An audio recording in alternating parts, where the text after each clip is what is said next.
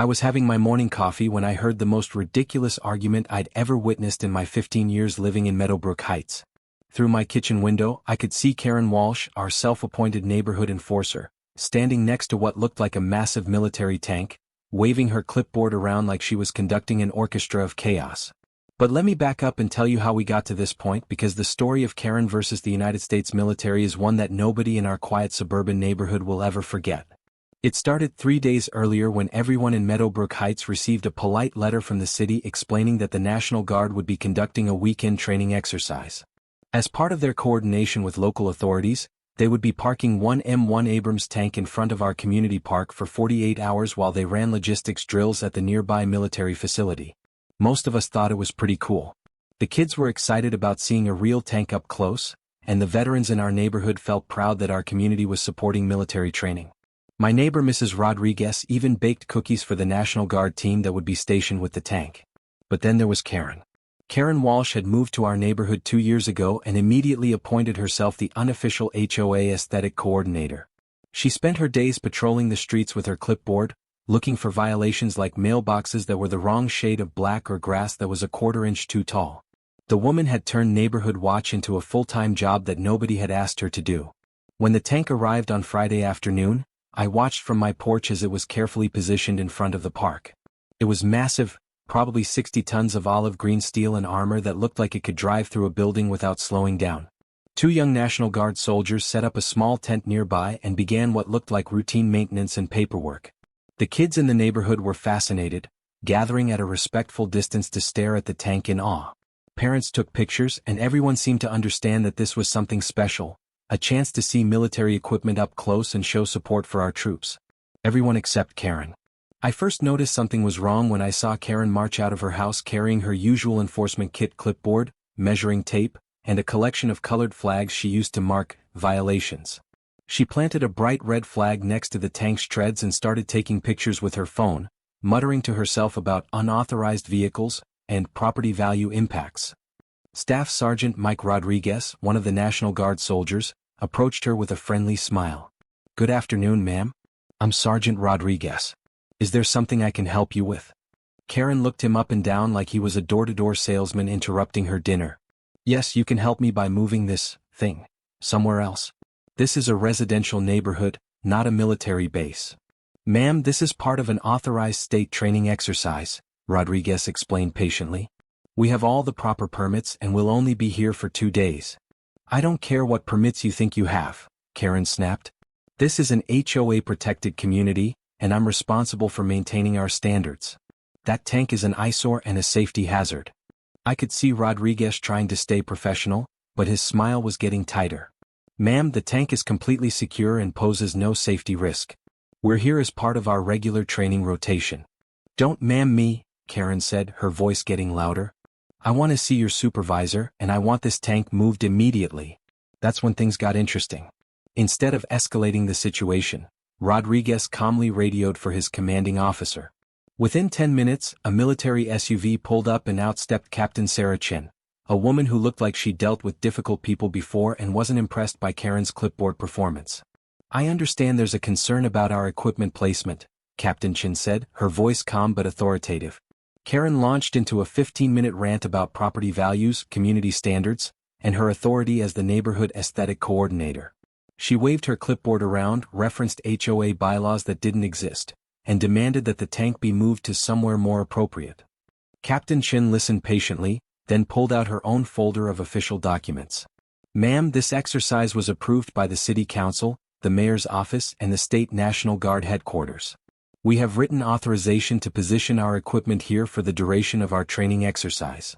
"I don't care about your paperwork," Karen declared. "I'm calling a tow truck." The words hung in the air like a bad smell. Even I, watching from my porch 50 yards away, felt embarrassed for her. Captain Chen's eyebrows went up slightly, but she maintained her professional composure. "Ma'am, I would strongly advise against that.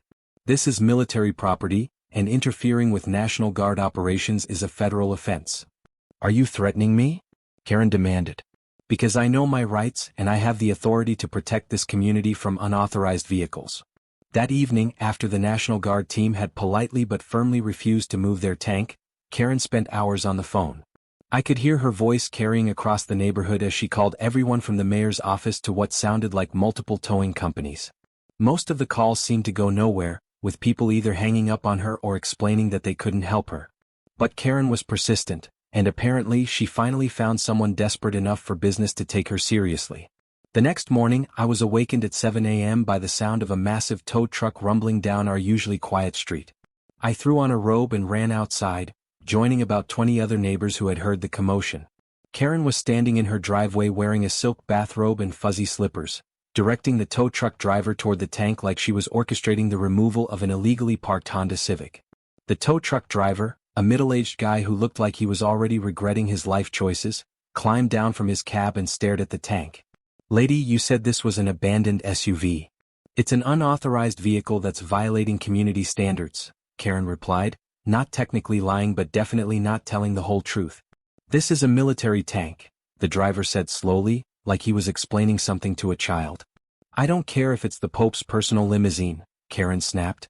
"I'm paying you to remove it, so hook it up and get it out of here." By this time, Sergeant Rodriguez had emerged from the tent and was watching the scene unfold with a mixture of disbelief and professional concern.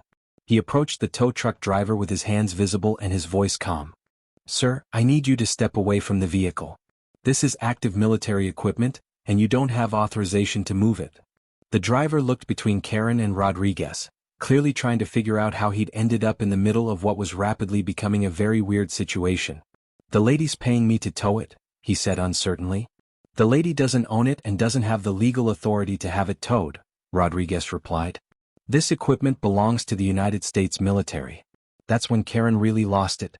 "I am the aesthetic coordinator for this community," she screamed, loud enough that people 3 blocks away probably heard her. "I have the responsibility and the authority to remove any vehicle that violates our neighborhood standards." "Ma'am, you're not the aesthetic coordinator of anything," called out Jim Martinez, the actual HOA president, who had just arrived to see what the commotion was about. "The HOA board never appointed you to any position, and you have absolutely no authority to call tow trucks on military equipment." Karen's face turned the color of a ripe tomato. "I've been protecting this neighborhood's property values for 2 years while the rest of you did nothing."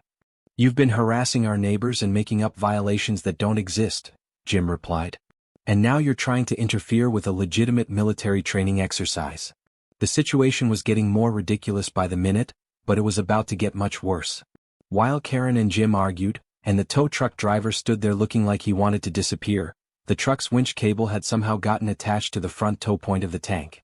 I'm not sure if the driver had done it while everyone was distracted, or if Karen had managed to hook it up herself, but suddenly there was a steel cable connecting a civilian tow truck to 60 tons of military hardware.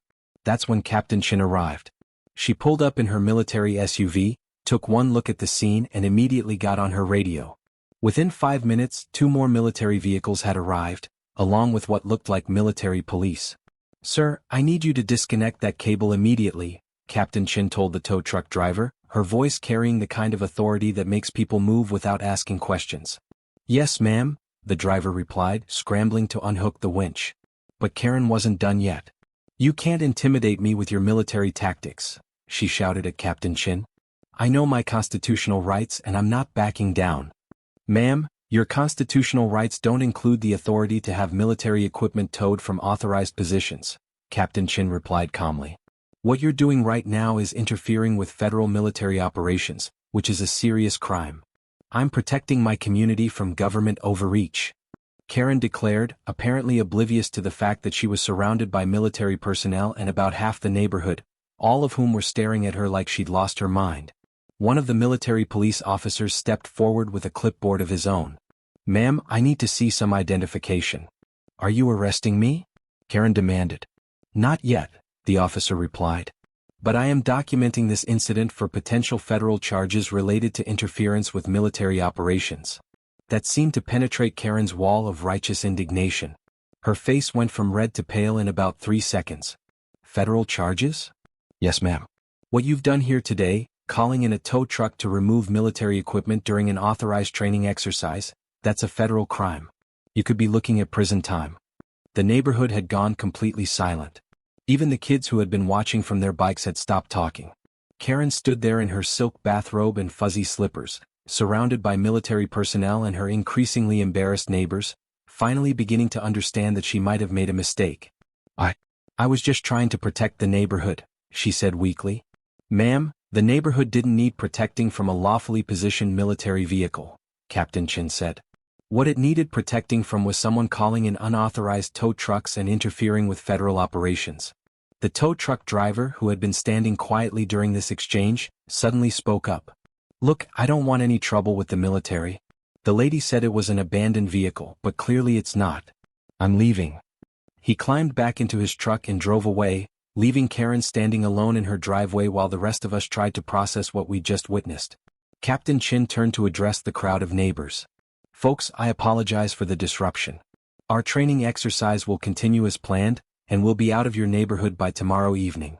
If anyone has legitimate concerns about our operations, please feel free to contact me directly." She handed out business cards to several neighbors, then turned back to Karen. "Ma'am, you'll be hearing from federal authorities about this incident. I strongly suggest you consult with an attorney." As the military personnel returned to their positions and the crowd of neighbors began to disperse, Karen stood in her driveway looking like someone who had just realized they'd accidentally declared war on the United States of America. But the story doesn't end there. Over the next few hours, word of Karen's tank towing incident spread through social media like wildfire. Someone had recorded the whole thing on their phone, and by noon, the video was trending on multiple platforms with captions like, "HOA Karen tries to tow military tank," and "When Karen's attack, Military Edition." The video showed Karen in her silk bathrobe, screaming at National Guard soldiers about property values while a massive tank sat unmoved in the background. The contrast between her outrage and the calm professionalism of the military personnel made her look absolutely ridiculous. Local news stations picked up the story, then national outlets. Within 24 hours, Karen had become a viral sensation for all the wrong reasons. Talk show hosts were making jokes about her, and her face was being turned into memes across the internet. But the legal consequences were no joke. 3 days later, Karen received a visit from federal investigators. They charged her with interference with military operations, filing false reports, she had told the tow truck company the tank was abandoned, and attempting to unlawfully remove federal property. The HOA board held an emergency meeting and formally stripped Karen of any and all authority she had claimed to have. They issued a public statement apologizing to the National Guard and clarifying that Karen had never been authorized to speak for the community. Karen's case eventually went to federal court, where she pleaded guilty to reduced charges and was sentenced to community service, probation, and a fine that was reportedly large enough to make her sell her house. She moved away from Meadowbrook Heights about 6 months later, and I heard she relocated to a different state where hopefully nobody recognized her as the tank-towing Karen from the viral videos. The National Guard completed their training exercise without any further incidents. In fact, they were so impressed by the community's support, once Karen was out of the picture, that they sent thank you letters to the neighborhood and invited local kids to visit their facility for an educational tour. The tank became something of a temporary local attraction.